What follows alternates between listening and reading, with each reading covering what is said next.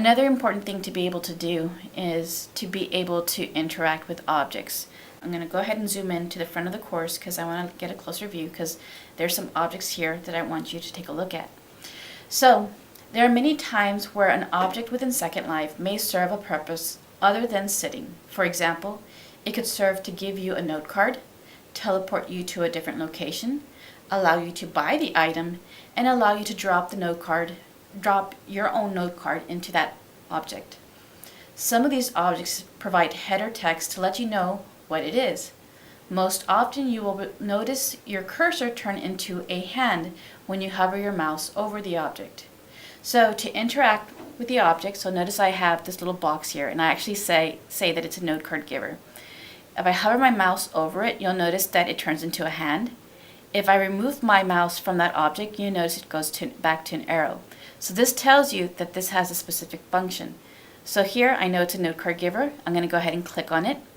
And what's going to happen on the top right hand side of my screen, I'm going to get a notification to keep that object or discard it. I'm going to go ahead and keep it. And so notice in my note card I have some text information. Note cards can provide you text information about specific topics that your professor want to give.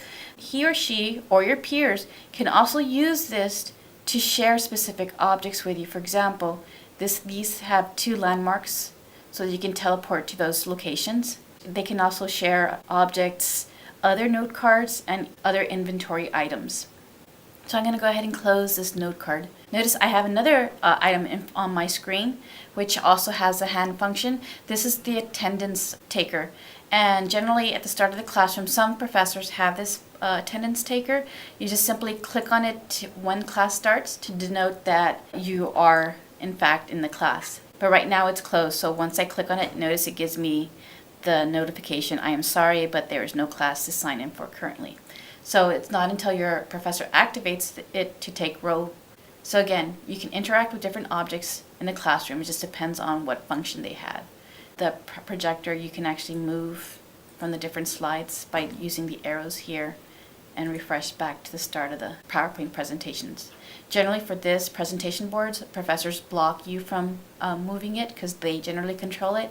But if you are going to do your own presentations in Second Life, we would give you the Prezomatic board where you would actually, and we'll help you with uploading your PowerPoint, or your instructor will, and to simply click to the next slide, so you just click the little arrows.